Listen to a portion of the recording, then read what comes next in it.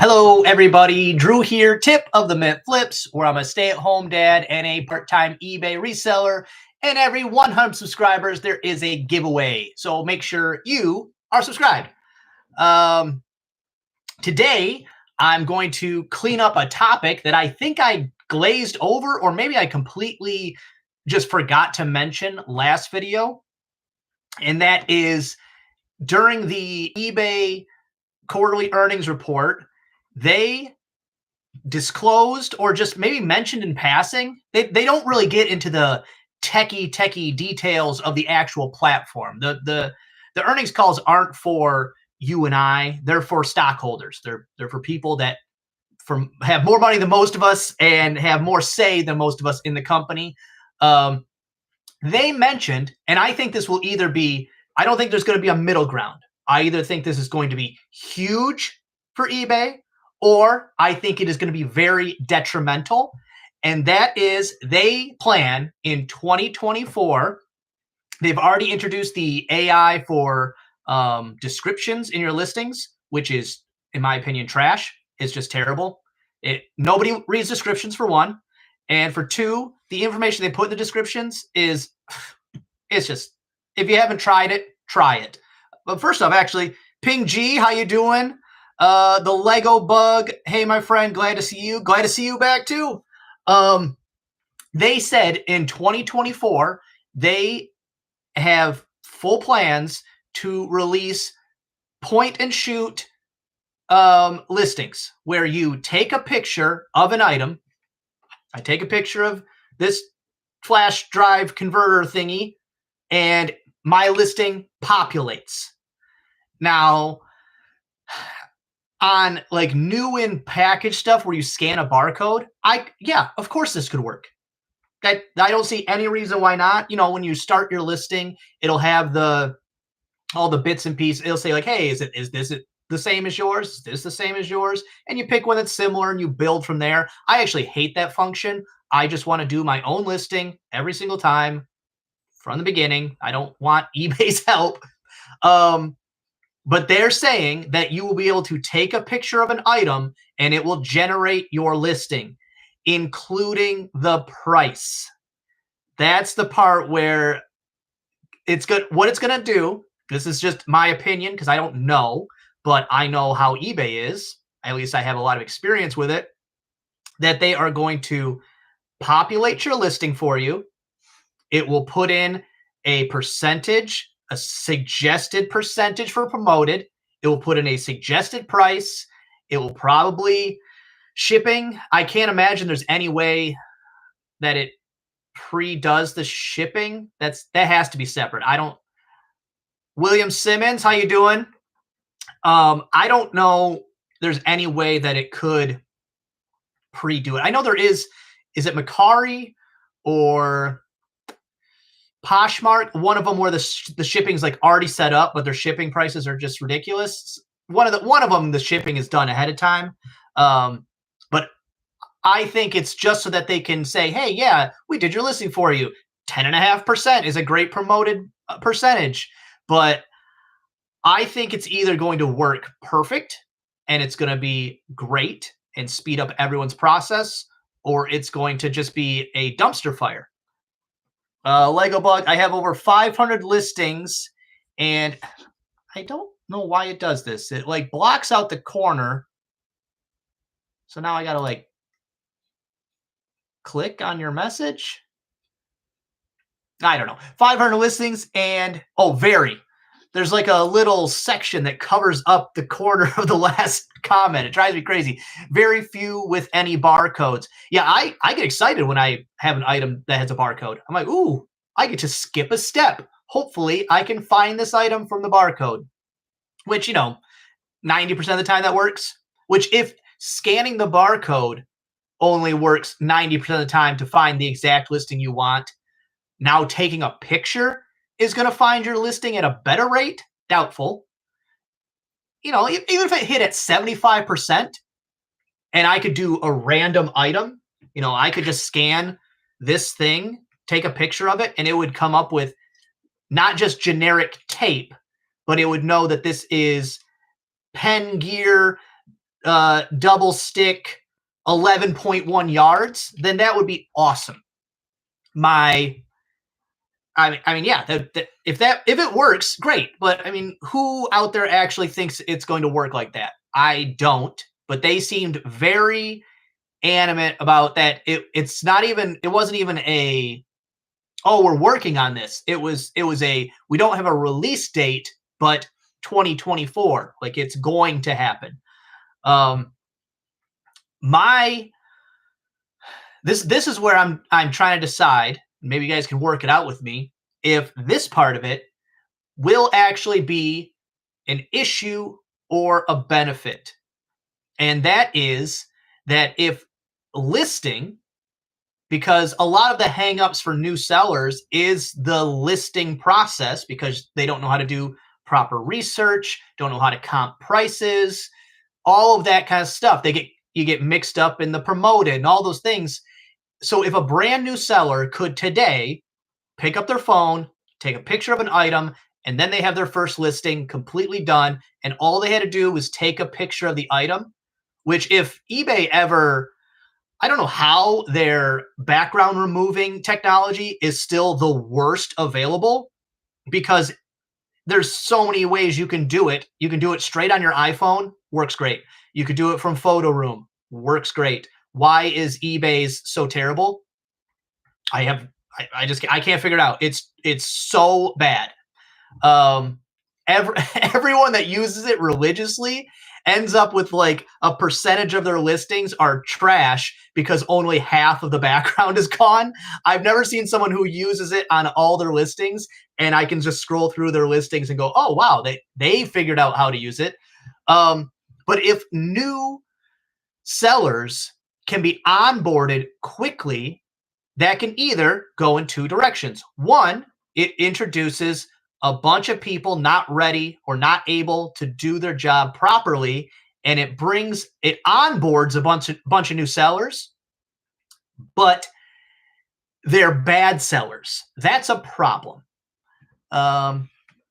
Ping G, I think it's Posh with a flat rate for items up to £5, priority only. Yeah, and it's like a specific rate, and so I think so. If it is Posh, and so I think they make a little on the low end and lose a little on the high end, and somewhere in the middle it meets. I think that's how it works, but I don't do other platforms. But then I started thinking about it a little more, and I thought, previous to me being an eBay seller, I purchased things on eBay never. Outside if I really needed to find a car part that I couldn't find at the local junkyard when I was trying to, and that was maybe twice in my life, and I'd have to use somebody else's account because I didn't even have an account. So if it was able to onboard new sellers, that would simultaneously onboard new buyers. Because once you're in the platform, you're more likely to use the platform, at least in my experience. The longer I've been a seller on eBay, the more I have become a buyer on eBay. So it could go either way. I don't know. I'm working that out, trying to think which one I think. But personally, I just think it's going to end up not working very well, and then people won't use it. It'll be something you can toggle on and off or something. I really don't know, but they said it will happen next year. Not that it might, or they're working on it. Ping G, their background removal tool has improved since I first used it. Okay, maybe I'll have to give it another try. I don't find removing backgrounds to be necessary in every item, but some I would really like to. Excuse me. Especially, say it's a Sunday and I'm watching football and I got a box full of boat parts that are this big, and so I could sit it on my leg or on my couch next to me, and then that is when it would be actually very helpful. But beyond that, I'm not one of those people that says you have to remove the background of everything. You have to have a white background because of Google search and all that. On some items, yes. On all items, no. New in package, probably, because then you're competing with your Amazons and your Alibabas and all that kind of stuff. You're competing with much bigger, Walmart. So if you want to compete on that level, you kind of got to match their energy. But like something like this, I have a black desk, and the backgrounds of almost all of these, it's been black, which, by the way, this is, I'm not even 5% through the boat haul, and it's the best purchase I've ever made by far. It will eclipse every other buy I've ever done. It's so good. It's so good. I'm probably going to make a little trip to some more marinas and see, hey, you got some new old stock you want to get rid of? Because I'll buy it all. Which I probably shouldn't say that in the live. I should wait and put that in videos in case somebody else wants to undercut me in my area. Eric D, I made it. Brad, good to see you. What's up, Eric? How you doing? William Simmons, I need to work on tuning my listing process. One of the things I see as being pointless is to write a detailed description for a $1.99 item. This is my entire process for writing descriptions. I copy and paste the title.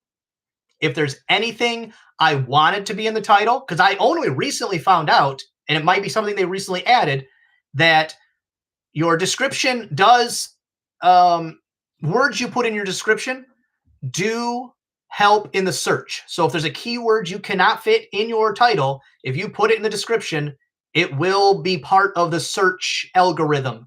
So if I can't fit something in the title that I want in the title, I'll put it in the description. And then I put, only thing I add is if there's damage or if there is information that I need eBay to have to cover my butt later on. Like, I don't have it on hand, but I had like multiples of a boat part, and it was packaging from, some of these, like this one is from 2014. That's fairly new, but some of these are from 1995, but they'll be the exact same boat part because the boat came out in 1995. So there'll be the packaging from a 95 version, packaging from 2004, and then one from 2014. So in the description, I put, packaging may differ from the one pictured.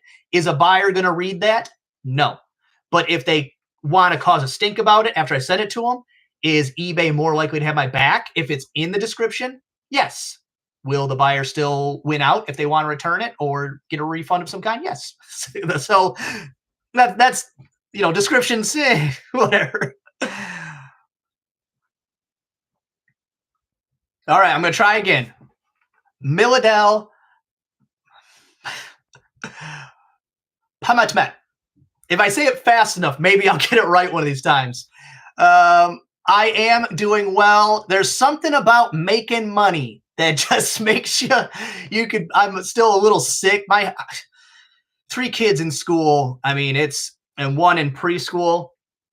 We've just been sick every one of us has been sick for 3 months. It's just a round robin, but I don't care that I am mildly sick because making money makes everything good. Carrie Gill Martin, eBay AI is a joke. Yes, I had a whole video about how it was a cash grab, and they actually added the tool to the system, but it's garbage. It's not helpful to anyone. Nobody wants to open a description and read every single line item that is in the item specifics. Nobody wants to go through that. If I open that up, it's like reading a description on Amazon where you open it up and you're like, this is gobbledygook. I don't need any of this. Where's the actual information I want that's written by a human? None of it's helpful. But they are a smart enough company, and people in charge are in charge for a reason. Even though I don't like the way they're doing things, they got to that point for a reason. And every company that mentions AI, or at least the last 2 quarters, any company that just mentioned AI, their stock went up. So even if eBay wasn't like, oh, this is a great tool, we want to add it, they probably went into a room of people and said, how do we add AI so that we can mention AI, so that we can make more money on our stock? Because that's the bottom line. That is their goal, to make the stock go up, make shareholders happy. That is large companies' actual goal. It's not to have a good company. It's to make shareholders happy and have the stock price go up.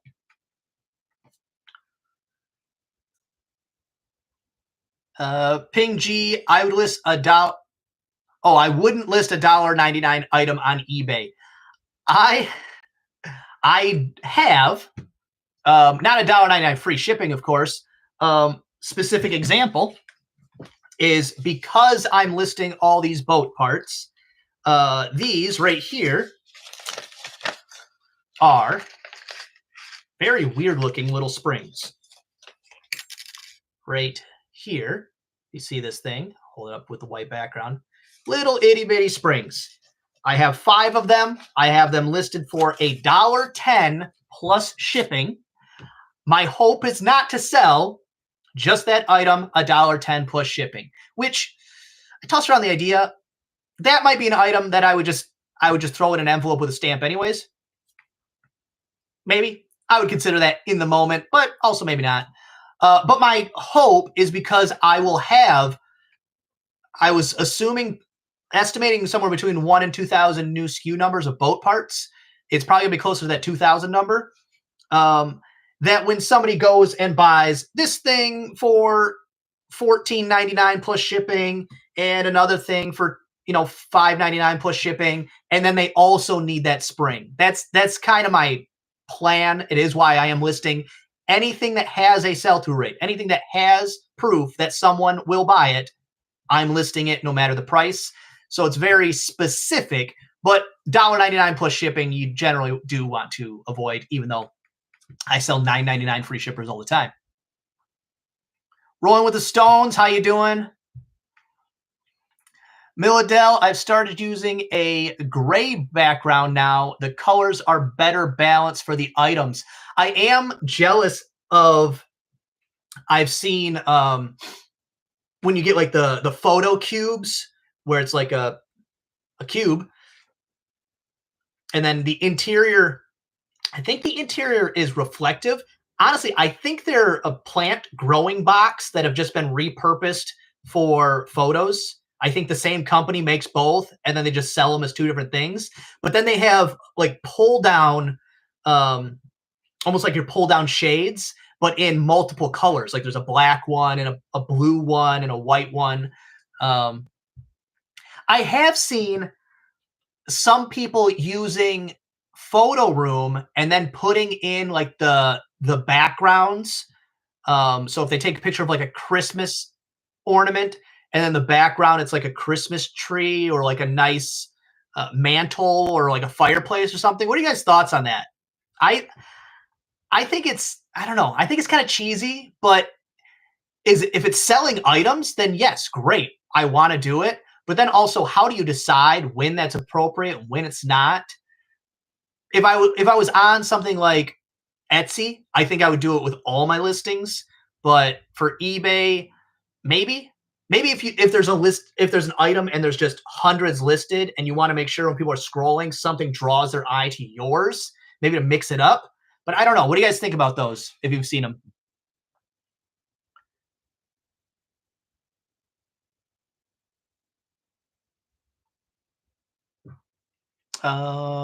Milladell, again, first name perfect, last name needs work. I'll keep trying. You know what? I'll try to punch it into, like you can like speak to text. Maybe if I put it in as a text, maybe Google will tell me how to say it right. Well, if I hear it once, I think I could do it. But you've heard I'm struggling. The disgruntled octopus. Morning, humans. Disgruntled, you are in Australia, correct? Correct me if I'm wrong there. Good morning to you. Milladell, Mo Money. I had a great week last week. Best week of sales I've ever had. I did notice that a lot of people, not just myself, because I had a fantastic last 7 days, not just me, like this last week picked up. So is it another one of those things where eBay was messing with something and then all of a sudden everybody gets back on track? I don't know. I'm not going to try to figure that out. But The last 7 days, I've made more money than the 3 weeks previous combined, which it's not like this last 7 days is the most money I've ever made in a week. It's not, I don't even think it's a top 10, but that's just how bad it had been previously. It was brutal.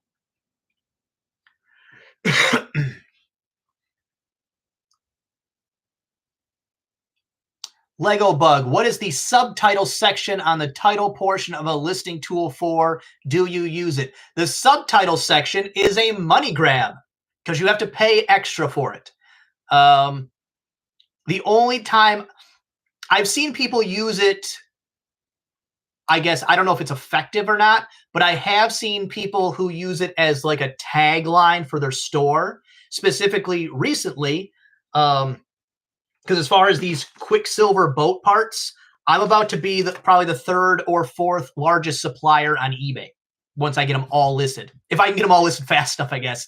But the top one or the second to top one, all of their listings use the subtitle, and they have like a couple star emojis, and then it says something like most trusted boat parts supplier on eBay or something like that. They use it as a personal tagline to their store to catch people's eye, but they're also always the cheapest one. So what's the point? Like when people are looking for a part, as long as it's new in package and it's the cheapest, that's the one they're buying. Why would you spend an extra, whatever it is, 25 cents a listing? It's, if I remember correctly, because I haven't looked at it even in years, that it's, I think, 25 cents a listing. If you heard that beep, that means the price of Bitcoin is dropping. if all of a sudden I leave quickly, it's because I have to go buy Bitcoin. I don't think it'll drop that far. It'd have to go another like 10%. Let's see, where are we at? William Simmons, gotcha. I'm pretty much doing the same. Copy and paste the title, then copy from my clipboard a template that has condition, testing info, about me info. I do know a lot of people will they do have something similar to that where it gives this is how I do my returns. This is all items, all your generic things. All items are tested. Blah blah blah. Or sometimes people will even give a little store synopsis, like we're a small family business from blah blah blah. I'm not that guy, but I don't see anything wrong with it, especially if it's copy and paste. That's a couple clicks and it's done. As a buyer, it's never something that has swayed me one way or another, but the only thing that sways me is price. And if your feedback is bad, which it has to be bad, which is different for the size of your store. If you are a store with, 100,000 feedback and you have a 98% or worse feedback, I'm probably not buying from you. If you are a store with 100 feedback and you have a 90 to 95%, I probably will still buy that item. I'll check what the bad feedback is or neutral, and most likely I'll still buy it because you probably had 1 or 2 things that went wrong. Could have just been a mean buyer. I've had that happen.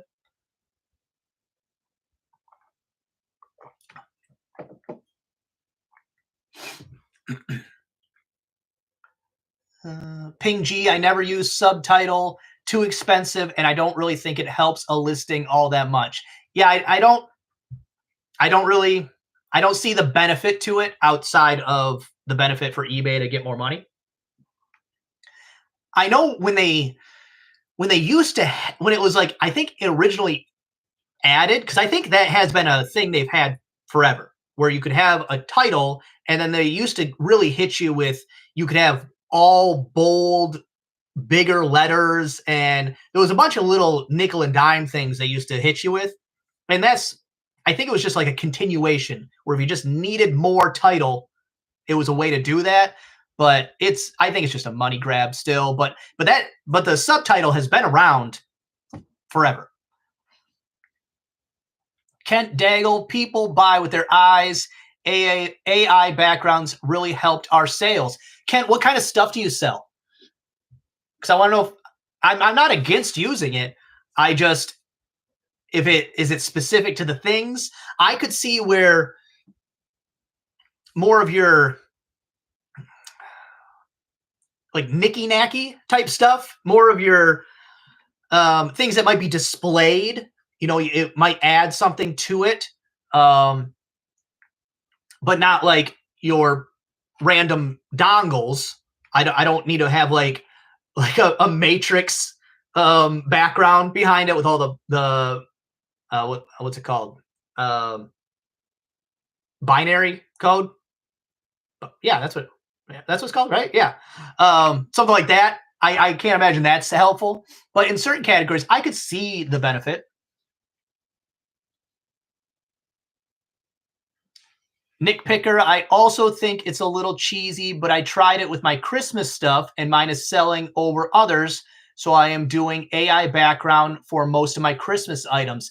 That could be what it is. Stuff that has stuff where the background might make the item resonate with you a little more. So if you were selling Ninja Turtle action figures and then in the background was like a New York street, something that when you look at it, it adds a bit of nostalgia to the item or adds a little bit of, it connects you to the item a little more. I could see that being actually useful.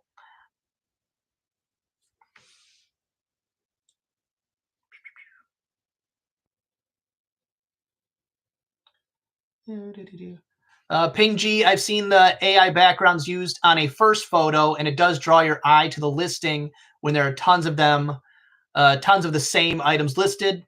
Seller said it has helped to increase sales. Well, that's great. Then I should consider it. I'm not going to all of a sudden put, like a lake behind all these, but am I like the animated musical things? I just sold a couple of those. Maybe if I had put, a snowy background, Christmas background, maybe I could have sold them a little earlier, sold them for a little higher price. It would definitely have to be a high enough dollar item for me to put the extra effort in. I'm only willing to put in effort. Let me rephrase it. The effort I'm willing to put in on a listing is directly proportional to the value of that item.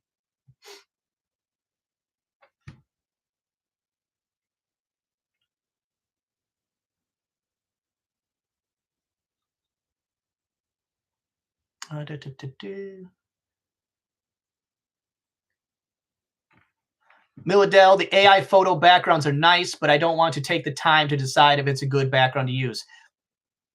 Yeah, that's kind of like I was just saying there. Yeah, it's if the item's worth enough for me to do a little more thought, because if something's cheap, I guess I want to be in just a zone of get this one done, on to the next, get this thing done, on to the next. But if you got an item that's $100 plus, spend an extra 5 minutes on an item to maybe make you that extra 10% could be worth it. If you're making an extra 10% doing it on a $10 item, is that extra time worth it? Kent, Mercury is Quicksilver, great items. Yeah, I'm telling you, this is not even close the best buy ever. And previous to this one, my best buy was when I got all those Nike shoes. I paid $1,800 for them, and original listed price was around, I want to say it was somewhere between $10,000 and $13,000, and I think sold probably closer to $8,000. Because some best offers, sales, things like that. So probably close to that, like $1,800 into $9,000, something like that. This one's going to be $580 into thousands and thousands and thousands of dollars. I have no idea. I don't know. I'm already in the profit, so I don't really care. Every penny from here on out is profit.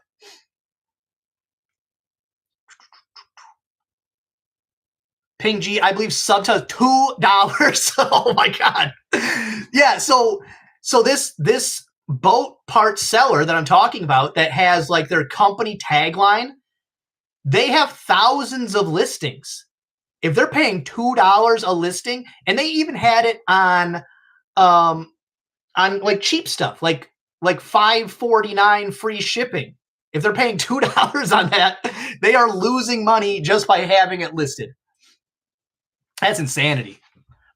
Yeah, don't do it. Don't use it. I can't imagine there's ever a time I would pay $2. I barely pay $2 for the items I sell. So, Lego Bug, thank you. That is what I thought about the subtitle too. I just needed the confirmation. Appreciate it. Yeah. Yeah, if I say it, meh. If Ping G says it, definitely. She's been in the game longer than I have. Kent, it's like a mini About Us. I think you mean the subtitle section. The Disgruntled Octopus, playing catch up here. Subtitle here is $2.20. I'm assuming conversion rate of some kind. I use a subtitle for pre-order ships. Oh, for the date, month, year, etc. Okay, so, but couldn't now clear that up for me? Couldn't you put that just in the title? Is there a reason you would need to put that into the subtitle? I've never used one, so I don't have any basis for anything I'm saying. Rolling with the Stones. Anyone see how ADH Dave totally screwed up his massive Whatnot auction? Anyone? No, I despise Whatnot. I have tried many times because I keep seeing people get great buys on Whatnot, getting great deals, but it's, how do you know where to find the seller that you're going to get the great deal from? How do you know when that's going to happen? Is it just you got to like just hang out on Whatnot for like a long time and hope for it? I really don't know. I haven't allowed myself to dive into Whatnot because I just really don't like it. I don't like anything about it. I really don't. And I'm not like hating on people that are making money doing it. Go you. Make money any way you want. But I just really don't like the platform. I don't think the user interface is good. Maybe I'm just old. Maybe I'm just doing it wrong. I really don't know. Distinguished Octopus, you're correct. You'll find me either in the Outback or the Bermuda Triangle. Oh, so yes, Octopus. They migrate, right, with the seasons? Ping G, I've seen the AI backgrounds with sports hats and shoes, and they really stand out. Yeah, maybe I'll start considering it on my higher end items if I'm not the only item. I actually, those Pyrex pink butter print dishes, I really can't believe they haven't sold yet. I've lowered the price twice. So maybe I'll go retake the photos with some AI background and see if it just entices people a little bit, where the people that are on the fence, maybe if they see it with like a hutch background, and then they think, oh, I have to have this for my hutch. I have to pay Drew $800 plus shipping or whatever they're listed for right now. I assume they'll sell sometime over the next couple weeks as a Christmas gift, but you never know. If it doesn't, actually, when I listed them, I told my dad, because I'm listing them on commission for my dad. When I list them, I said, if they don't sell by Thanksgiving, we'll lower the price again, just because we want them to sell this year. We want them to be a Christmas gift for somebody. We don't want, it's not like he paid, I don't know, $5 for them. So hanging on for extra money doesn't make sense to either one of us, especially me, because it's not my item. I just get paid a commission. But if you guys didn't see that story, I was at the sale and bought things from a sale where my dad went to after me. It was raining and I didn't feel like being outside in the rain. So I went quickly and then left, and I made a bunch of money. But then he shows up a couple hours later and says, hey, you think these ones are worth anything? And I about puked. I swear. My stomach dropped because I saw what is like this. It's the best mass-produced Pyrex dish you can get. And I knew that right away. He was like, it's Pyrex. I bought it for a couple bucks. Me, I went, oh, wow, you have like $1,000 right there. And I was at the sale and I passed by it. That I'm still mad about it, but I was honestly sick about it that day. But so he doesn't care. He just wants some money. So I guess we probably lower the price. I mean, when's Thanksgiving? A couple days?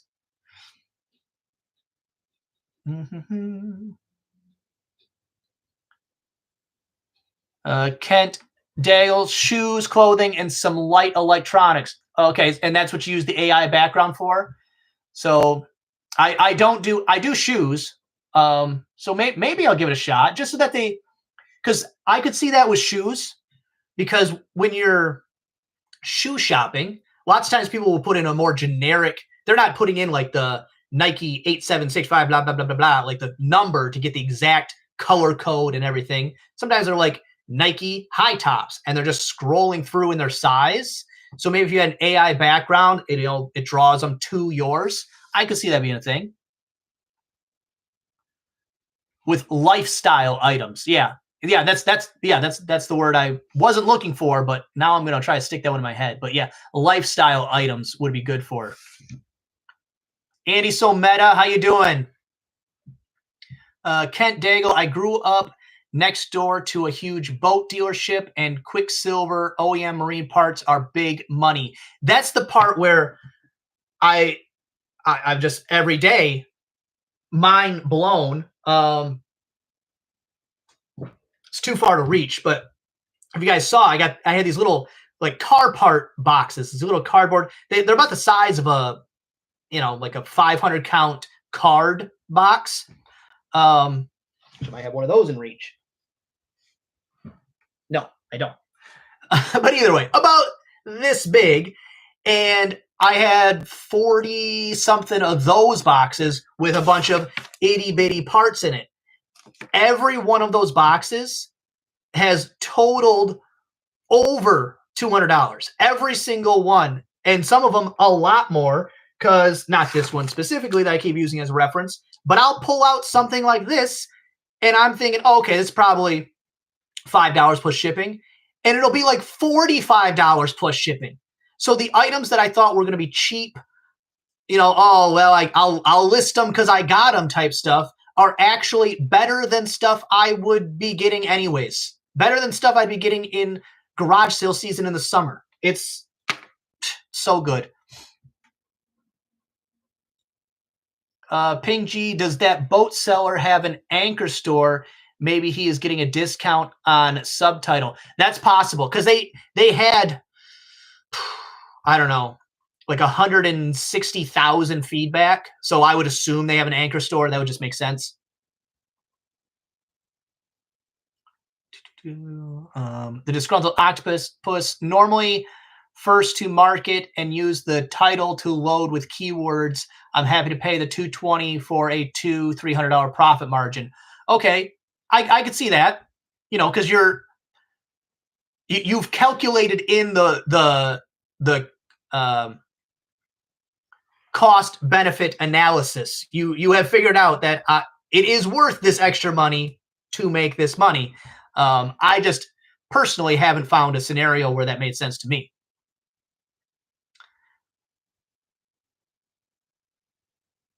Andy So Meta, I am not at the bins today. I'm so jealous of people that have a bins by them. The closest one to me it's like 2 hours, 2 hours 15 minutes, something like that. But it's not like a Goodwill bins where it's by pound. It's just I think they get pallets, and then they get wholesale pallets, and then they have like a bin style store. But I think they sort them by price. So like, here are your $2 bins, your $4 bins, your $8 bins, something like that. So I mean, yeah, that's good, but you're never going to find that $200 item and you pay by pound and you pay 45 cents or whatever it is. They know roughly the value of the item. So I'm definitely not in a hurry to drive 2 hours to check it out. It's also not huge. So if I lived in the area, sure, I'd probably go there daily, but to travel, not going to happen. Ping G, I heard ADH Dave lost about $600 on shipping. I'll have to watch his video. That's brutal. Yeah, the only thing I heard about his recent whatnots is One Foot. He got a bunch of posters from him, and he keeps saying, I'm still waiting on that second half of my order. But I just like, does Whatnot have, do they pay influencers? Like, do you, is it like YouTube where if you get enough viewership, like you actually make money on the back end? Because I just don't know. I just don't get it. If I had extreme surplus and of whatever, and I just needed to unload it, then I could see that. But to source specifically for Whatnot, I think would be difficult because you could always just get burnt. I mean, I don't know. Andy Someta still made $3K on his death pile. Oh, okay, well, I mean that's not nothing. Because I know some people are very successful on it. Local Michigan resellers, Hustling with the Hooks, they switched completely to clothing, and they get pallets. They cherry pick the stuff they want from the store, and then they haven't done any more, but they were doing whatnots to unload the other stuff, and so you could get good deals on still good clothing. So you'd be getting, a $20 shirt for $3. So, I could see the value to it, but it just seems so time consuming too. Rolling with the Stones, I despise Whatnot too. I wish the resellers who are successful would just admit that it's directly related to your social media following instead of pretending that it's the latest and greatest. Yeah, because you got a Whatnot, what if one person shows up and every item starts at $1? They just could just buy everything at $1, and then you literally lose money. And the people that are successful, like you're saying, they have a basis already to start from.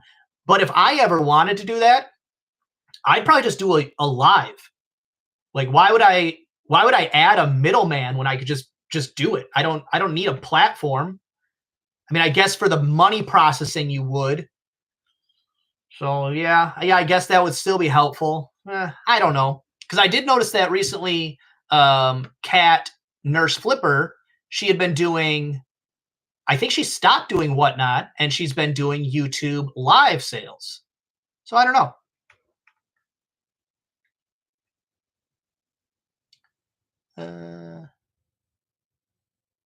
Rolling, ask them to start over with a new account. Don't promote it and prove it's not related to social media or sales history following. Well, I don't think you're going to get any popular reseller to do that to prove it to anybody. They probably say, why would I want to give up money why would I want to take the risk of giving up money? I don't think that's going to happen. Dark Toy Lord, how you doing? Sorry I'm late. Trash and recycling duty tonight. Well, somebody's got to do it.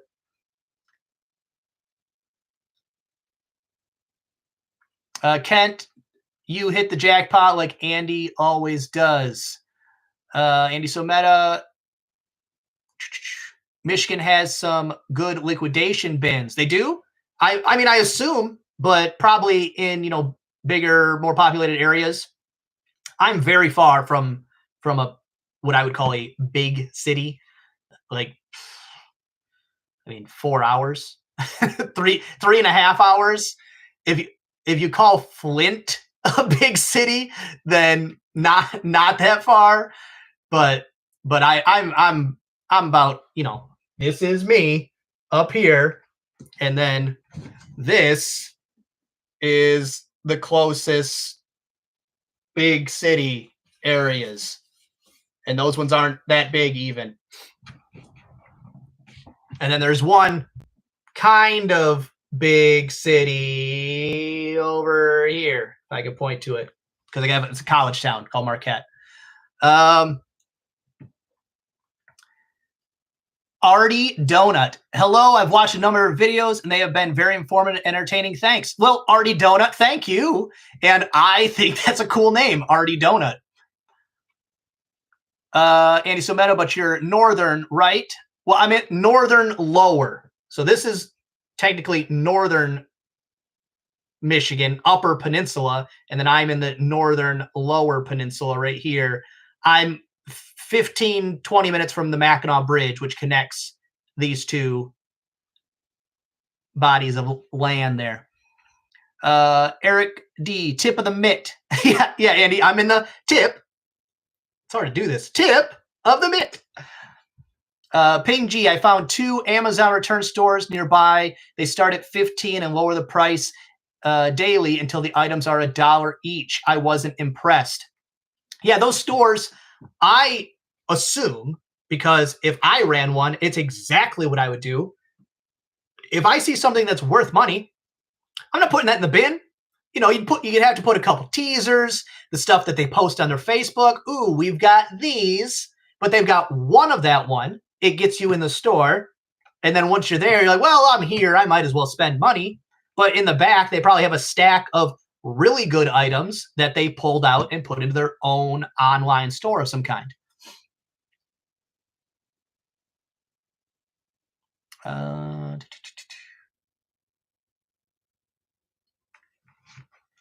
See, Craig M. Rog, go Lions. Yes. Win Thursday, and they take a 9-day break until next game. I keep talking about it, and I apologize to people that don't care, but because when you sports people get this, you are a part of the team. You are there for more years than most of the people on the team. So when people say, oh, say us, it's we, you know, and they make fun of you for it, no, that's baloney. We are winning. I, as a Lions fan, have never been a winner. I've been a loser my whole entire existence. This is awesome. Great sales week. Lions are going to the playoffs. I'm not trying to like jinx us or anything, but there's no way we're not making the playoffs. No way. Worst case scenario, we'd go in as a now I'm blanking. Can't even think of the word, but I don't care. Whatever. I'm a winner. I'm a winner. Let's go Lions. Just and back-to-back weeks winning in situations where year after year after year we would have lost. And I would watch my team with hope and go, oh, we just got to do this one thing. If we can just score in the end of this, if we can just make this field goal, and we'd miss the field goal 2 weeks in a row, boom. I'm a winner. I love it. Eric D got some big games to end the season. Vikings, Dallas. Yeah, if we split with the Vikings, we're in easy. So I mean, I don't really care. If we win 2 more games the rest of the season, I don't care. Get in the playoffs. Get in the playoffs and do something. That's I don't care about the record. I don't need some 15 win season or something. I don't care. In the playoffs, win a game. That's all I care about. William Simmons, the only thing I found in an Amazon return bin was a zebra-handled scanner that I think Amazon lost in the pallet. That's funny. I've sold, I don't know, 4 or 5 of those before. And if you don't know what that is, like the scan guns you see people like at Walmart have, sometimes they actually look like a gun. Sometimes they're more of a handheld unit.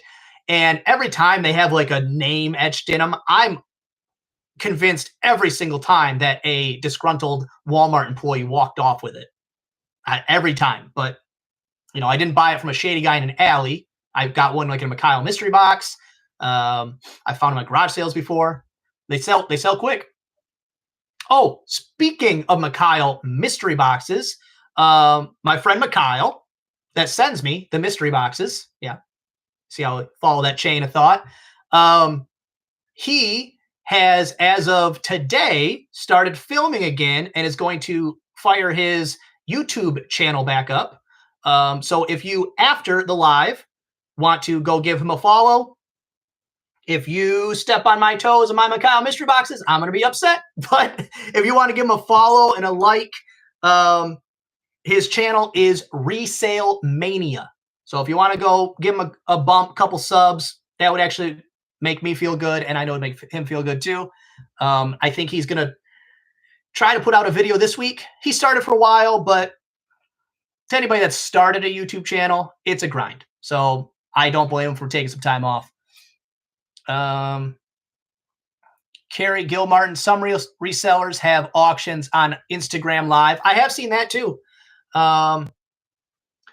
Jimmy Old School Flips has actually been live casting, packing his orders, like in the morning. Just has the camera on, and while him and his, I think it's his wife, but while him and his wife are packing up orders in the morning, which I'm considering this week doing some, I've mentioned it before, but doing some lives where I'm listing, because I'm listing, to use the example again, stuff like this. So I'm just sitting at my desk. So I might just turn the camera on, maybe do a little motivation back and forth, because when you're just pulling out and looking up part number after part number after part number, the monotony, some helpful motivation back and forth, or even some, coworker conversation might help me, maybe to help you guys too. So maybe I'll do that this week. Oh, actually, it's Thanksgiving vacation, so next week. Maybe I'll do it next week. Derek Hand, sounds like only losers are from that town. Derek, how you doing, bud? Derek and I were in a band together in high school called Almost Okay, and it was just dirty, gross punk rock on purpose, of course. On purpose. We didn't want to sound good. We didn't want to practice our instruments. We wanted to be loud, and it was a lot of fun. And I love how our band name came about, of Almost Okay. We were going to play in a talent show at our school, which we did. And we were practicing, and we said, one of us said something along the lines of, at this rate, by the time the talent show comes up, we'll be almost okay. And we all kind of looked at each other like, yeah, that's the name. Yep. And then, this is a fun story, printed up T-shirts that on the back said, hump your local punk band, because we were 16, 17-year-old kids, and that was funny to us. And so we printed up a bunch of them, and all our really fun, they're hump your local punk band, like all our like girl friends, like really, on a roll, on sports teams, like really upstanding citizens. They all wore them, and it was a fun thing. And all of them got kicked out of school. All of them got suspended. It was stupid. I mean, I couldn't believe that they did it. But over the intercom, the principal announced, can anyone possessing Almost Okay illegal contraband please come to the office? And then we recorded the talent show. And so afterwards, we went to one of our friends' houses, and all these girls that had gotten kicked out of school were all there hanging out. And their parents were laughing about it because it was just so stupid that they kicked them out of school. And we all watched the video together, and it just what an epic time. Eric D, there's a Goodwill Bins in Flint. Okay, so, a couple hours drive the other way. It's one of those things, if I was in the area, if I had a reason to be there. Actually, I have some upcoming doctor's appointments for the kids where I'll be downstate. So maybe I'll work that in. Probably not. What am I going to do? Go while they're at the doctor's appointment? Come on, Drew. The Lego bug, it is going to cave in on Whatnot anytime I see a picker pick up a piece of junk for 25 or 50 cents instead of sourcing quality items. They say, I'll just throw this in my Whatnot auction. Yeah, that's always my hang up. Like, Like if you're sourcing specifically, sorry, I got dry lips. It's driving me crazy. If you're sourcing specifically for whatnot and you're picking up junkier items that aren't worth selling on eBay, there's really only two things that could really be happening there. One, you're dumping junk onto your followers, or two, your time would be better spent sourcing better items and putting them in your eBay store because you'd make more money anyways. So I'm trying not to poo-poo on the whole thing, but I'm just very, I don't know. When Whatnot first came out, I was calling scam because they were spending so much money on advertising, so much money on onboarding sellers, big time sellers. But it's not a publicly traded company, so I don't get to like dive into their numbers. But if I had to guess, they're not profitable. That's just me as someone who likes to investigate businesses to see if I want to invest in them.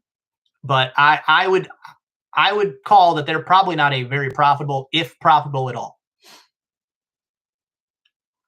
The Lego bug, Whatnot looks like a garbage dump. Yes, and it's also not so much in the like reseller area, but in the collectible market, especially the card collectible market.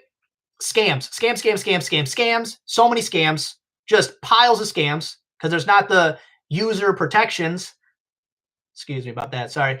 The user protections that you get from a platform like eBay. And then also gambling. There is so much gambling that they're passing off as raffles, which is how you circumvent gambling laws, which, you know, I'm not against gambling. I'm a gambler. I sports gamble as a part of my income. So I'm not against it. But when you're pretending that it's not gambling, that's what I have a problem with. When you say, hey, adults, this is gambling. Would you like to gamble your money and possibly win something or possibly lose all your money? That's for an adult to decide.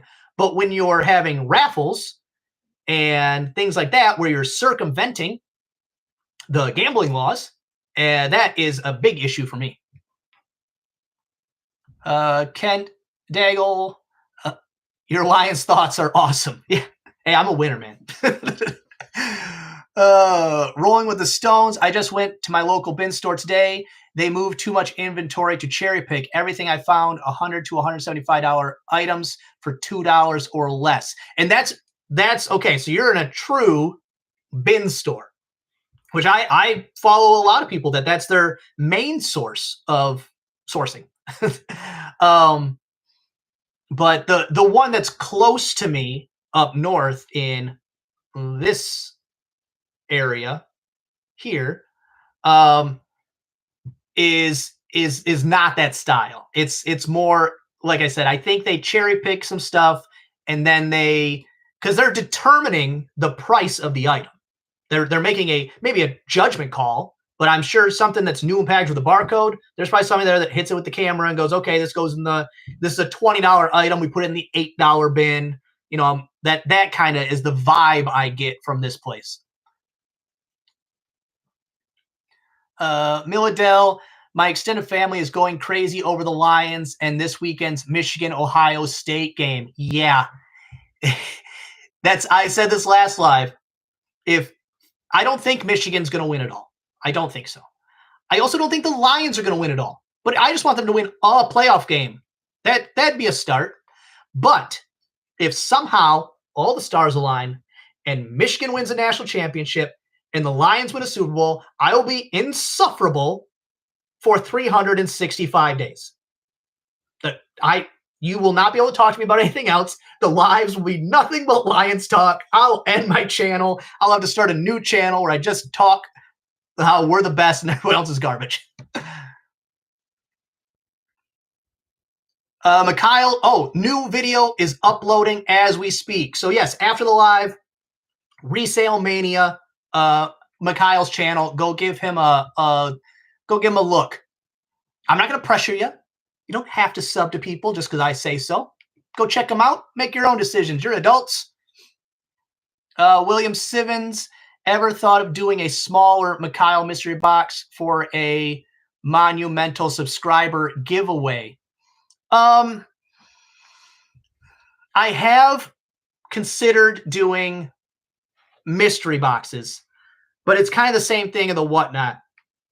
If it's going to make it to a mystery box that I'm willing to move on to, I've cherry picked everything, so I wouldn't feel good about that.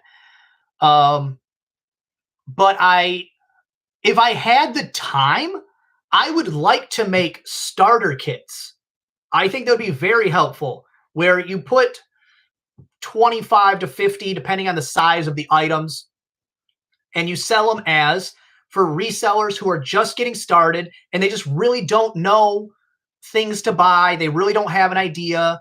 And, I would already know, the value of all the items, and, I could sell them for whatever that is. Say, for example, say it's 25 plus ship. And if you list everything, it's going to be 75 plus ship, it's a triple up on your money. So it's not going to be anything crazy, but for people just getting started, maybe be like a good jumping off point. But I have so many things I would like to do. I don't have time for any of them. Not even close. What I need to do is make $50,000 a year more than I already do and hire a personal assistant. Just that. That's all I have to do. Derek Han, you took your message down. I've seen this a few times. So Derek, let me know. Did you take the message down or did it take itself down? Because I've seen this message retracted pop up, and I don't want it to be that it's YouTube doing it. I don't know. But if you took it down, then of course you do what you want. Dark Toy Lord, no, I'm assuming you meant bins. No bin stores near me. There is a Savers, but every time I have gone, there was nothing there for me. Yeah, I don't even. Oh, you took it. Okay. I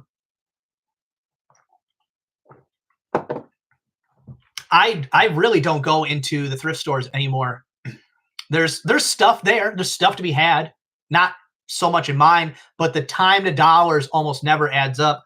But if I'm there, like recently we went shopping for Cadence and got her because kids are rough on winter stuff or they just disappears. So we got her an extra pair of gloves and 2 winter coats and extra pair of pants. And there we go. Another boat part. Let's see if it's a big one.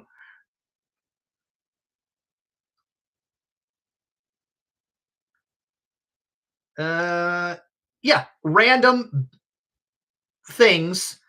So it was an item that was roughly a bag this size with some spring thingies. It's a trim pump repair kit, $30. $30 plus ship. All profit. What a just a great thing. And that my only hang up on the whole buy was I thought it was gonna be long tail, and it's not. I don't have to rush to list this. I don't have to which I would, sorry, off on a tangent there. I can actually list this stuff as I would normally be listing. 20 items a day, put a couple in drafts, drop them in as I want. And I can list these as if they were inventory that I had went and bought individual items. That's how well they're selling. And it's turned my whole psyche around because things were not going great in the store. But yeah, back to the only time I will at this point go to a thrift store to buy things is because I'm there to buy something else. And while I'm there, while somebody's trying on some pants or something, I'll look through the store. But it's so rare for me to find something. So rare for me to find something worth enough. That's kind of the thing. I'll find stuff that I would have bought, a couple years ago, no problem. But stuff now that I'm I'm not buying a $5 casserole dish to sell it for $20. That's not going to happen. I was really bummed about this, and it was two-sided. super bummed because it wasn't worth getting because it was in bad condition. Super happy with myself that I spotted a random item that I had no idea, but I said, I bet you that's worth money. That always makes me smile. Looking through the clothes, saw a windbreaker pullover. I think might have been a half zip type of thing. And it had, I don't know what you would call it, like rainbow, kind of like when there's like an oil slick, the like rainbowy color you get. It was like that. And then I don't remember the brand, but I was like, that looks vintage. That I bet you that's worth money. I looked it up. If it had been in good condition, it would have been $75. But the whole entire logo, you see how this one, it's meant to look like this, but how it's like all broken up. This one, imagine the broken up part was the only part left. So I was like I said, super pumped with myself to just see an item and go, I bet you that's worth money. But then super sad to look it up and go, it's technically still worth money, maybe, but the chances of it selling were almost zero because the logo was unreadable. Andy Someta, Google is their main seed investor, I think. For whatnot, if Google is their investor, I would, if you have information on any of their financials, I would love it. Like if you can send me to a website or something, I've looked, I can't find anything because they don't have to share it.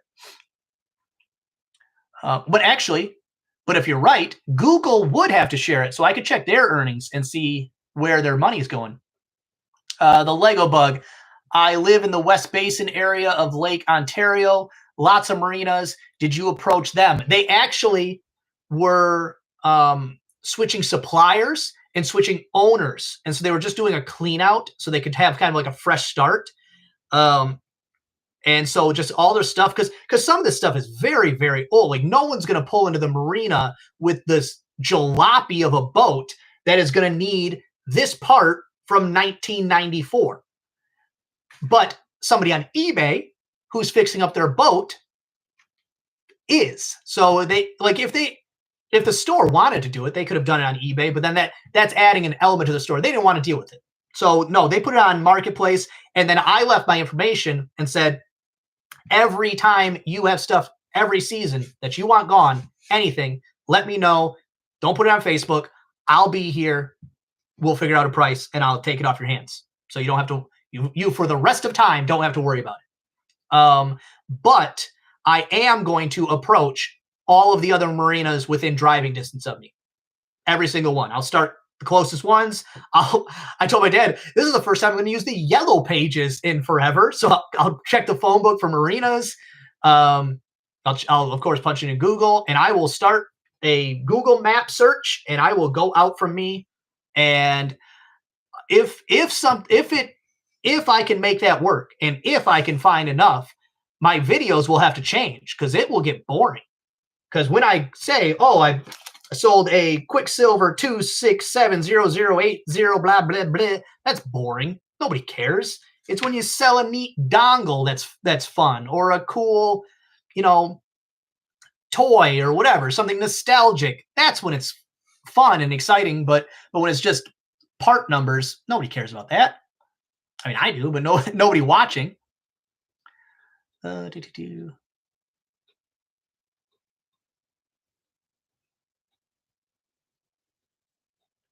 Andy Someta, the jumping off point for resellers usually comes later when they think eBay glitches are a thing. I'm not sure what you mean there, bud. Let's see. Kent Daigle, boats get worked on during off season, meaning now. Yeah. I do this. I make this mistake all the time, where I get too narrowed in on my specific area and forget that, for one, half of the other planet is in a different season. So, like, I just shipped out a big part to Italy, $130 boat part. I don't know if they're in summer. I don't know how weather works. I just know in my area it's rain and snowed today. It was disgusting. But yeah, people do work on boats season round, but also there's a whole section of the world that their boat season never ends. So I do this with like golf stuff. I'm always shocked. Like, oh, somebody bought a golf club. I'm like, oh yeah, people golf year round, just not here. But yeah, it is also a time where people, they put them in the garage and like, okay, well, we'll get her going for next year. It's actually a great time to buy a boat. I say never buy a boat. I have done it. I will never do it again. Because you get them at a better price, because who wants to buy a boat that they can't drive? Buy one in the wintertime, work on it. Spring comes around, look at you with the boat. Mod and Pop Thrift, I'm late to the party, but I'm here. How's it going? You will always be excused because you have 6 children, and one of them is probably keeping you up all hours of the night right now. Actually, my neighbor down the road just had a baby Thursday. And so they are up to 1, 2, 3, 4, 5, 6. I think that was their 6th. It's hard to keep track. but I think they just also had their 6th kid. Their spread's a little further though, because I think their oldest is off to college and the next one is pretty close to it. Fart Sack Jack, how you doing? Just the tip flipper. Let's see.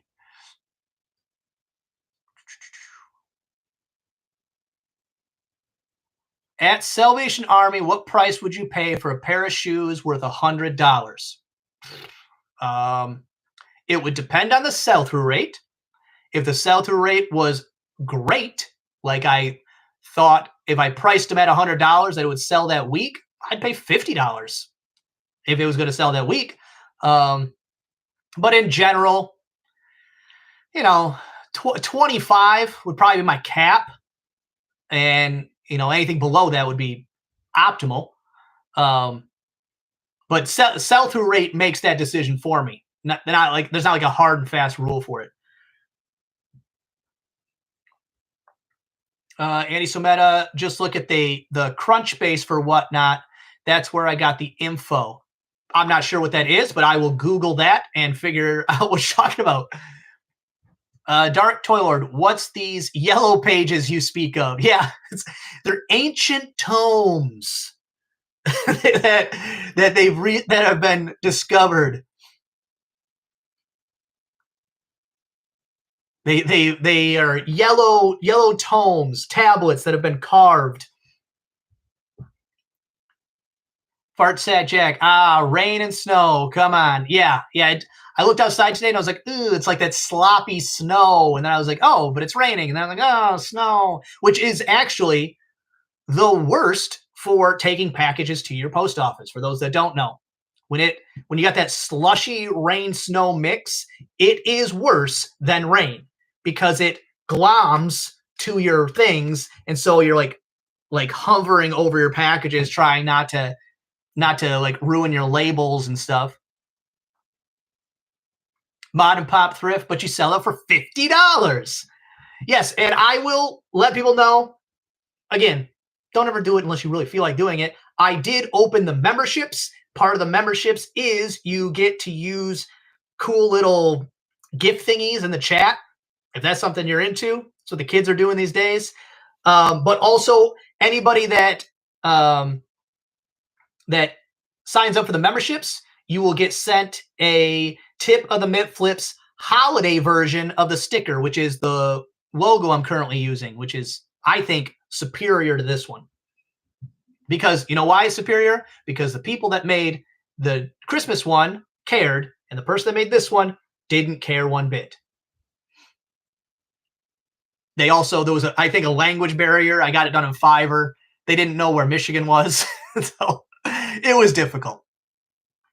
Thinking back, probably could have done it myself on like a basic paint program. Let's see, the Lego bug. How do you know when you turn on international sales? I have it set up in my business policies.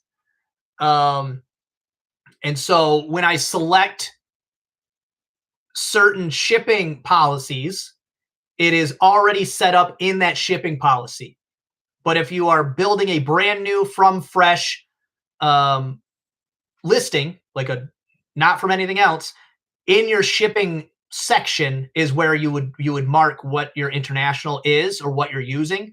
But in mine, I have it set up through in my business policies, my shipping policies, all my international set up to use global international, eBay's global international shipping program.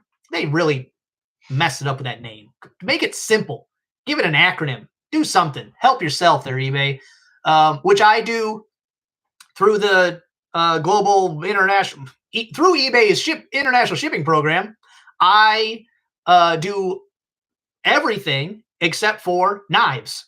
I have a separate one set up for knives where I just exclude all international shipping because some countries you can't ship knives to. So instead of going through the process of picking and choosing and figuring out which one those are, I just don't ship knives internationally. Ping G, I never use the GSP, but when, oh, there you go. There's their acronym. You solved it. But when the global shipping program was the old one, but when eBay international shipping came along, I opted into it. I had 2 eBay international sales so far. I get enough. I get enough that I'm not going to go through the process of setting up my own international shipping, but it's not few enough that I feel that I have to do it. So I'm comfortable with the amount I get. It's not a lot. A lot of mine that go through the international shipping program end up going to Canada, and I always feel bad about that because I'm so close to Canada. But I'm not going through the process. I should. That's the gist of it. I should go through and set up my own international shipping, but sometimes it's a pain. Some of those forms you got to fill out for other countries when you go to pirate ship and all that. You got to look up codes and I just don't. I like simplicity, and I tried it and I didn't like it, so I take the reduction in international sales and I just go with the eBay version. And the protections in the eBay international shipping program are awesome. If there's any issues, they're not your issue. It's eBay's issue. So that part of it is super cool. I probably am going to wrap it up here in about 15 minutes, 12, 15 minutes. I was planning on only do like a half hour, but you guys showed up and I enjoy it. I like talking to you guys. But because I have to do Thanksgiving dinner shopping still, and I'd like to do it tonight instead of tomorrow. So that's on my list for tonight still. Let's see, where are we at?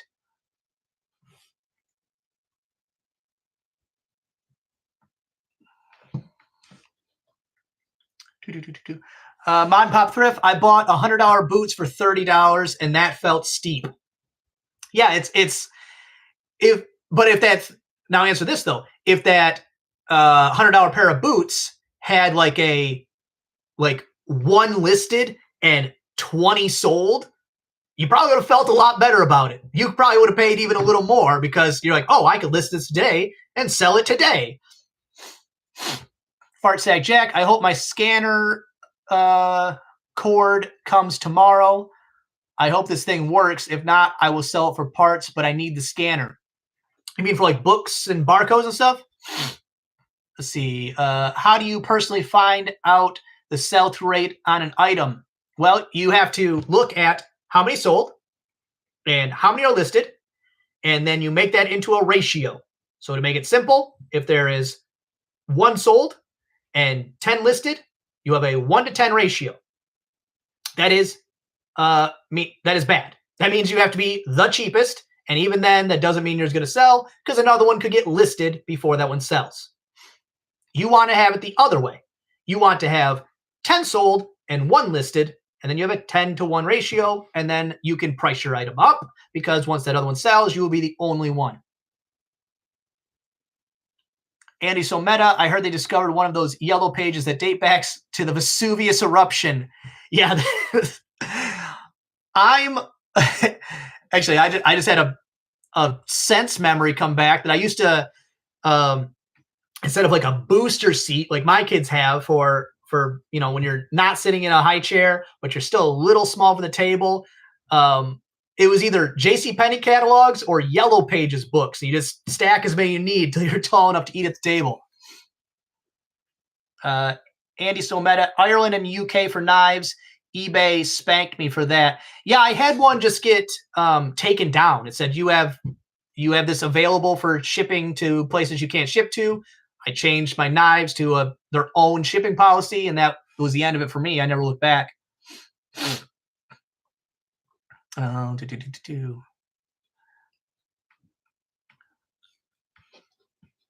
Tyler Bushnell, how you doing? Derek, did your dad inspire you to become a reseller? I remember setting up yard sales with him at the farmhouse. Not inspired me, but it's you know, I mean, from back then, it was kind of like in my family. Like I grew up in a reseller household. It's like I cannot get my dad to sell on eBay though. I tell him every time he'll show up with something. I'm like, just list it. I talked him into a smartphone. I'm like, you got a smartphone? List one item a day. That's 365 a year if you can't do the math. Just one item a day. But I wish, Derek, if you remember my aunt that used to live with me, she used to sell back in the day like Yahoo auctions and like original eBay. And I wish so much I would have started back then because I would have known what I was going to do for a living from the time I was 16 years old. I'm so jealous of kids that like figure it out in high school. And they're like, oh, I want to be a teacher. I'm going to go to school for this many years. I'm going to come out. I'm going to find a job. I spent 20 years figuring it out. And I could have just back then started, and I probably could be retired by now. Probably not, but still.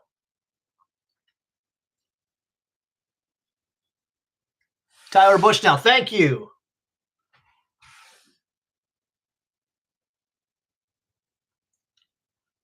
Mod and Pop, international shipping is the best. Not a ton of sales, but easy peasy. Yeah, the ease of it is unbeatable because you don't really have to do anything. It's exactly like shipping it to anywhere else. And for me, when they switched from the global shipping program, which was outsourced, and you had to ship it to Kentucky. I think there might have been one on the West Coast too, but I had to ship it to Kentucky. And then when eBay took it over, their hub moved to Illinois. My shipping charges went down because that's very close to me. So I actually, it's been better than great.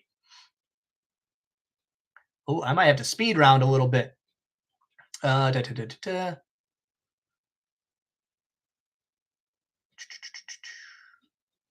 Someta, don't get me started on gun parts that are universal. Kent, I got hit for Nike. Really? That's interesting. The Lego Bug. I'm sorry, I've only been doing this a few months. You opt in for international shipping for everything except knives. Well, you opt into the program itself. And then when you're setting up your shipping, you decide which one. I wish I gotta get figured out so I can do split screens and show you guys stuff like I could show you right now. But you decide what your shipping is. So it's there's going to be like a checkbox. It's like a, like the little circle that you slide across, the little slide bar thingy, and you just turn it on. And then when you're in your shipping policies, once they're set up, then your shipping policies are all going to be in a drop-down menu. And then you can title them what you want. I have ones that are calculated over a pound. That's a shipping category. I have calculated under a pound. That's a shipping category that I've set up all the intricacies of, and all the options of. And when I list, I go, okay, this item fits into this category. It's going to be shipped this way. And I pick it from my drop-down menu. Like I have one right now labeled boat parts. I have one labeled knives. I have one specifically set up for, it's free shipping, but it's set up for things that I'm going to put in a flat rate padded envelope. So I bake the price in. I pick that that. It's like 9 listings. Somewhat. I don't use it often, but I found it useful enough to make a policy that I can select from. Let's see. Farsack Jack, $30 is a big buy-in. Yes. Yeah, I'm a bargain shopper. Good old boys, how you doing? Kent Daigle, the IRS is delaying the tax again till end of 2024. I'm not sure what you mean there. Delaying the tax again. Mark Livermore, how's it going? Many of the Barbie dolls I have sold went international. I had one doll stuck in customs in Brazil for 2 months. Buyer opened a case and eBay refunded them, and I got to keep the sale. Awesome. Yeah. I had a some type of electronic device. Let's just put it that way. It was like $130. And the person opened up a return. They were a total scammer because they opened up a return like 25 days after it arrived. And they said it didn't work. Okay, sure. But that was the end of it. eBay refunds them. I keep all the money. So even if something had happened, I still keep the money. I don't know how eBay is not getting scammed, where people actually like scam eBay on their international sales. I don't know how you would go about making sure things sell internationally, but where maybe you could even set it up with somebody. Ooh, I don't want to put something out there, but you could set it up with somebody where like your friend in a foreign country buys expensive items, they put a claim in, they get their money back, you get your money, you keep the money. Oof. Don't do that, but I can see how that could be a thing.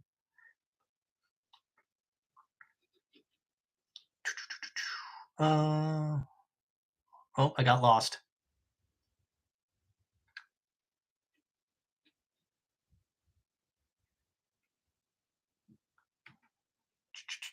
Mark Livermore, $150 doll.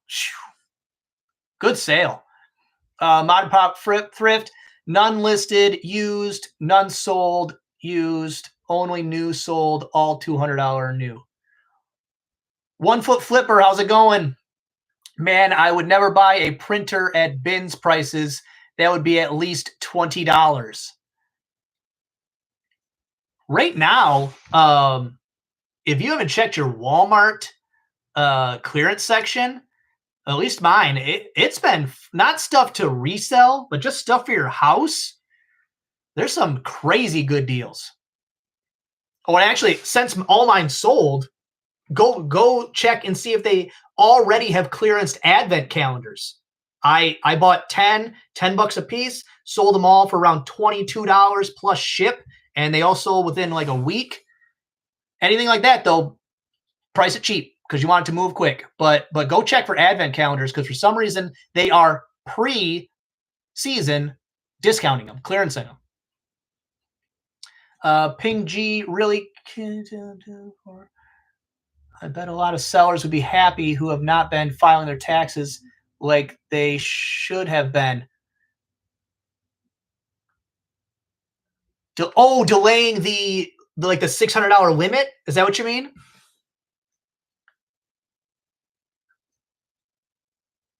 Oh, and it's now $5K too. So are they just eliminating that $600 thing? Which I don't scam my taxes. I do my taxes. So the people that were like super up in arms about it, I was like, okay, well, you should be doing your taxes properly. I get a lot of write-offs that some people may call questionable, but are 100% legal. But I account for every penny. Let's see. Andy Someta, those people who had it figured out most like, yeah, Derek, I'm still figuring it out. Well, well, you've ventured more, you did your tour and stuff, you figured that part out, had a family, figured that part out. I was late to that game. Andy Someta, those people who had it figured out most likely had a lot of hands in their pot. Yeah, I don't know.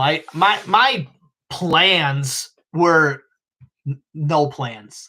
I had plans to be a bachelor and travel the world, which would have been awesome until it wasn't.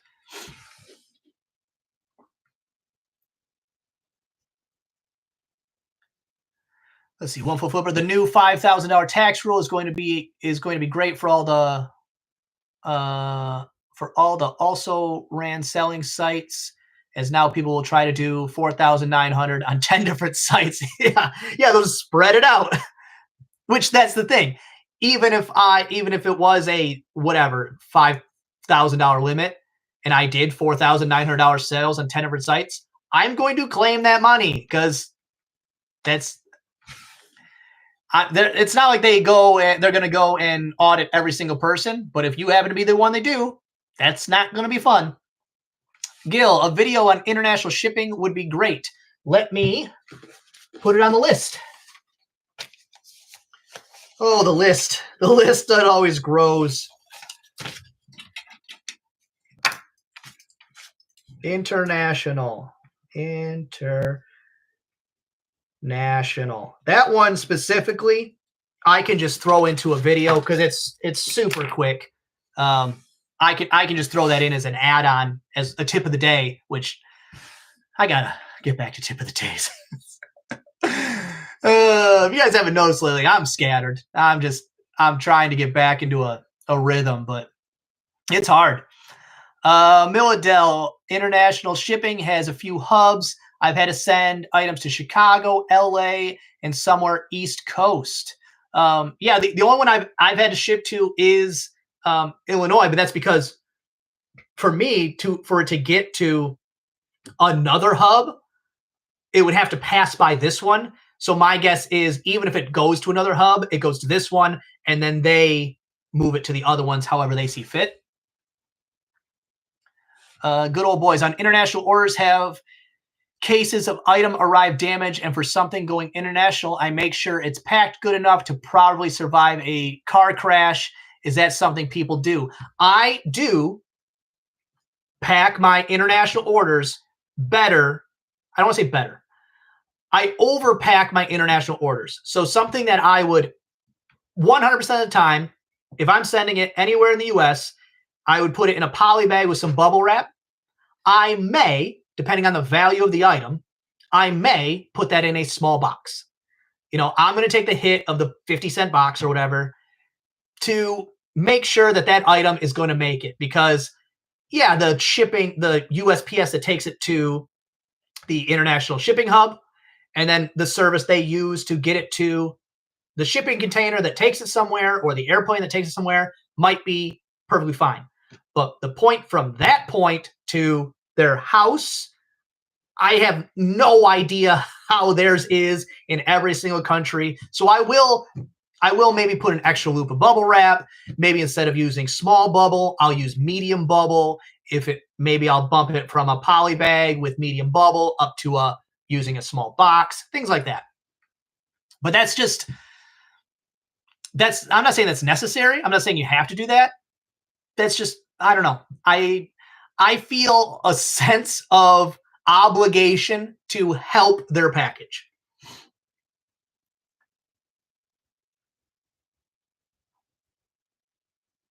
Let's see. Ping G, it was $600 of sales before eBay would send a 1099K. So now it will be 5,000. Okay. So yeah. So they basically, they didn't do away with it, because I think it was 6,000 before. So they probably threw it in the new spending bill as part of like, oh, we'll make a deal because for the millionth time our government's going to shut down. Come on. Never happens, because then they wouldn't get paid. Mod and Pop Thrift for international shipping.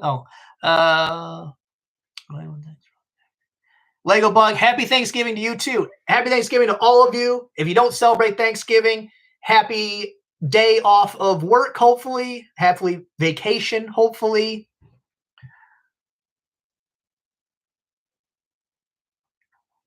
Ping G, I've reported my sales starting at day one, and with my deductions, my additional taxes were not that much. Yeah, if you do taxes right, which don't take your tax advice from me. Don't do it. if you do your taxes right, they're not an issue.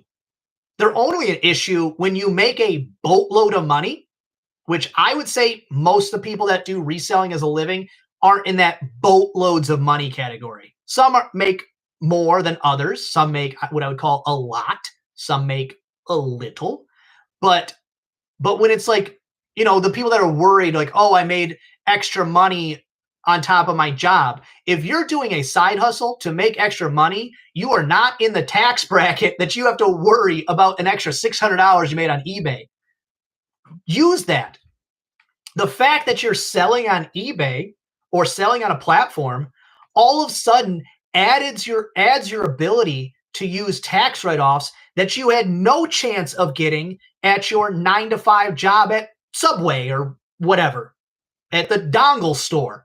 Like it opens up opportunities. It doesn't make things worse. It can make things much better because now you can write off your home computer, your home whatever. If you have a home office, you can write off now your home office. You can really abuse the tax system in your advantage by claiming that money.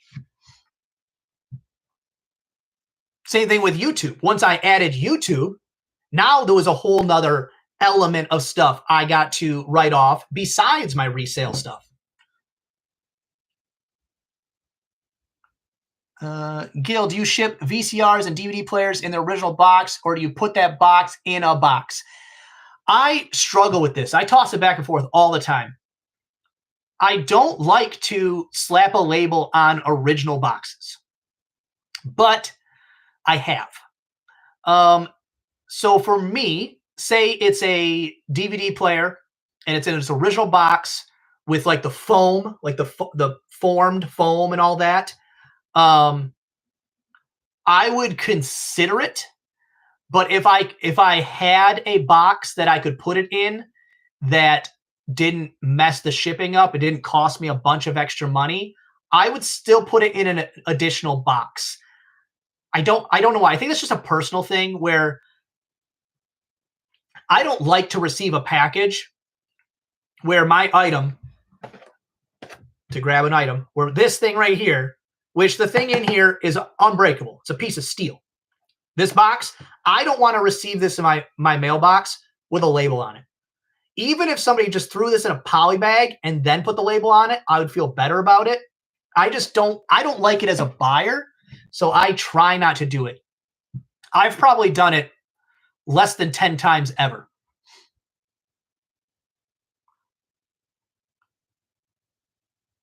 Derek, do you still have your SG bass? Yes, I do. I do. Do I play it? No. I sold my bass amp to Dave Huffman like 10 years ago. And I think that was the last time I played bass. But the SG is staying around forever. It sounds like garbage because it's a 1960, I don't remember, SG bass. So it's beautiful and I love it. But I mean, it's got its original pickups in it. It sounds like you're playing bass in a mud puddle. Good old boys, if we can ask for a video request, how about how to link Pirate Ship to your eBay account? I'll add it to the list. I think it's pretty straightforward, but I only did it once and I never had to do it again. Let me find a spot for it in here. This is my to-do list. I'm very organized. Let's see. Pirate Ship.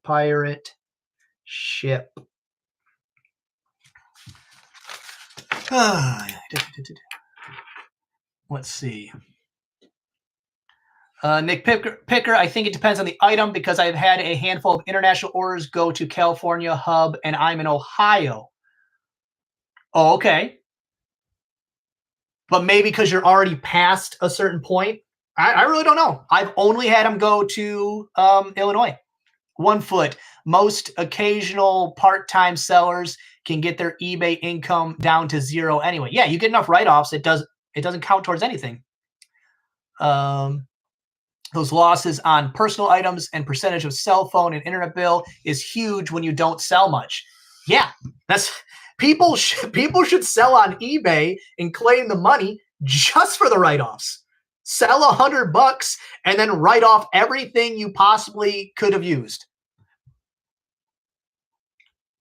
Because the criteria for writing it off is it has to make sense. And I just watched a video today from a professional, and he said like there's only 2 criteria, and it's like it has to be functional and make sense, or it's something very generic. It's not hard and fast. It's just very generic. Did you use it for your business? Does it make sense that it's used for that business? John's Many Collections, finally catching the end of a live. Yeah, I said I'd be gone 10 minutes ago, but I'm going to try to run through these ones real quick. Fartside Jack, I sold a $480 combo, new in box. I still put it in a different box just because. Yeah, and new in box stuff, I don't think I ever would, because no one's going to be a VCR collector, but maybe that one chance they're like, I didn't plan on opening this. Use VCR combos, bubbles in a box. Yeah, that's the other thing. It may make sense, even if you have the original packaging, to not use the original packaging. If it doesn't add value, sometimes just listing it as it is and it's in a different box because you can make it smaller using bubble wrap, that also might be something to consider. Kent, always double box in my opinion. Milladell, I'm excited to get my 1099K. Will be my first for reselling since I just started in early 2022. Well, congrats to you. Start tracking those write-offs. You can write off so many things. Farsight Jack, Daddy plays tenor. Derek Han, that bass is sick. I have an SG guitar so we can match if the band ever gets back together. Yeah. Yeah, we'll have to jam sometime. I mean, it's, we're adults now. It's hard for time. Good old boys. I have wrap original boxes with packaging paper, little extra tape, but no issues. Yeah, I have used packing paper, not for original boxes, but because I had a perfect size box, but then it was either a booze box, because you can't ship liquor, even if it's not liquor in the box, they don't know that. Or if it has like warning labels like that there's a battery in there and there's not a battery in there, I wrap it with packing paper like it's a gift, and I've done that before. And Derek, the SG, I've always loved the SG body style, just loved it. But now that I'm like an actual guitar player, I don't. The sound isn't my favorite.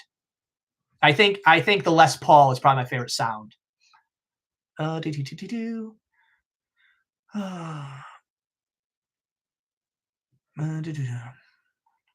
William Simmons, most of the things that are in factory packaging I ship in another box just in case it's being resold. Yeah, because not like you want to help drop shippers, but if it's a drop shipper, you could end up with a return just because they couldn't ship it along because you put a label on it. Milladell, yeah, it's getting close to 8. I do have to go shopping and eat dinner.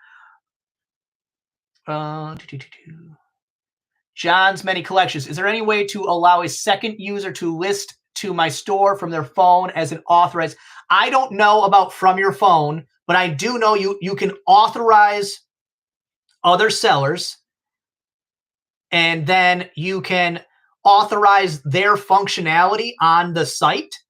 So my guess is yes, because I personally can sign into 20 different devices to sell from. So if you've authorized them as someone who can list from your account, my guess is yes, you can. But I don't have that answer. Dark Toilet, when filing taxes, why does it matter what the value is of your unsold inventory? It doesn't. There's multiple ways to do your taxes. Again, talk to a professional. But the way that always made sense to me is not to have running inventories. You have, this is how much I made this year. this is how much I spent this year. End of story. You want to have, itemized lists of not what the individual items are, but where that money came from, where you spent that money, dates, things like that. Like I have a running list of garage sales I went to, like this is the address, this is what I bought, this is how much I spent. But when I go to my tax professional, I just give them a total. I don't give them the line items or anything. So it's just money out, money in. Those people that itemize every single item and they know every single one, if that's the way they want to do it, it would give you a bunch of extra metrics to know how your sales are doing and like what areas need to work on and what items don't sell and all that kind of stuff. But beyond that, for tax purposes, it's never made sense to me. Fartsat Jack, if I sell a VCR, I put a blank tape, a random movie cords, and batteries. If a remote is there, that way they can use it as soon as they get it. Well, that's nice of you. You should actually, you can charge more. Like people pay more. Like if you look at the listings, if there's a blank tape and new cords, that you can upcharge on a perceived value. But I always include new cords. I don't wrap up old ones because I don't want to sell a $150 VCR combo and then I wrapped up some cords that there was a little break in one of the wires and now a $2 cord has cost me a $150 sale. But I always include cords in my listings. Andy So Meta, I play drums. Nice. I wish I had learned drums. I wish I knew every instrument, actually. I wish I would actually, here's the thing. I wish I would have stuck with the instruments I started playing when I was a child. I would be a piano savant. I would be able to play every song on trumpet because it's the same thing with most things in life. You go, oh, I want to play this instrument. And then you're like, this is hard. This is boring. But instead of just doing it a little bit over a long period of time, you try to do a lot of it in a little bit of time and you get burnout or you just get bored of it or you just don't like it anymore. But instead, if you just played 10 minutes a day for 30 years, after 30 years, you're really good. And I started playing piano when I was like 6 years old and gave it up by the time I was like 10 years old. By now, I'd be awesome. Farsight Jack, I always buy cheap used rolls of duct tape at sales. I use it for covering weird labels. Usually what I use, because I get my labels for free, I'll put labels over it. I'll slap like 2 labels on it and X it out. But just those, the liquor boxes is the big one. But those battery ones, they just seem to shine through. Andy So Meta, not for my phone, which really sucks, but you can log on mobile with browser. Oh, that's a bummer. I used to work our company eBay from home and my phone. Okay, we're getting differing thoughts here because I do know some people that have employees. They have multiple phones around the station, but I don't know how they do that with sign-ins and stuff. Good old boy, you can have other people post for you from their phone. Okay, it's looking like we're getting a consensus here. John's Many Collections got it to work through the PC, but can't figure out the phone. I guess maybe that's it. Maybe you got to do it from the browser, from the phone, so you can still do it from the phone, but it's not from the app. Oh, Farsight Jack, you do charge a little extra. All right. Buyers never return DVD VCR combos ever. Don't say never. Just bought some new cords at Bins. I lucked out and I got a grocery bag with like 40 new and packaged cords at a garage sale one time for like $2. And I'm on to like my last 2. So what I'll probably do is go on eBay, find a bulk listing and buy some more, but I don't really sell enough to care anymore. Derek, who cares what guitar sounds like? Better, the most important part is looking cool. Yeah, that's what we used to think, isn't it? As long as you get the real good when you play your big chords, that's all that matters. Fartsag Jack, I play the harmonica and the mouth harp. I love the mouth harp. I think that's just the neatest instrument. Vintage I said this wrong last time. Oh, it's a Von, right? And then you shorten it. How's it going?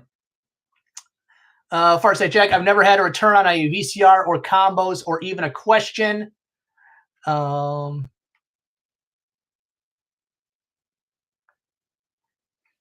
Someta, 18 minutes a day for a year practicing. You can be where most people are at if you have a basic rhythm and theory understanding. Not even that far. I mean, if you put 18 minutes a day into anything over a long enough period, you will be better at that thing than 90% of the people in the world, because people aren't willing to put in time and effort over long term.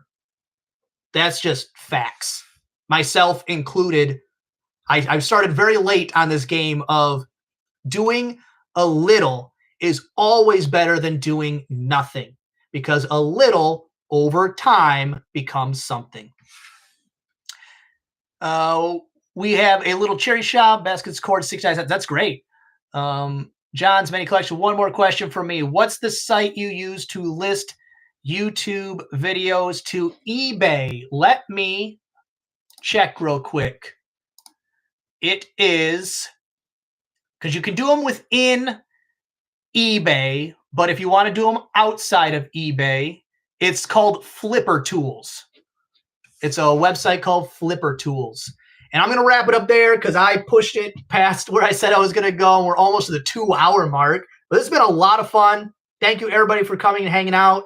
The questions, the comments, all of that. I really enjoy these. If you could do me a favor and hit the thumbs up on your way out, that would be great. And happy Thanksgiving again to everybody that celebrates, and to those, enjoy your time off and be good to each other.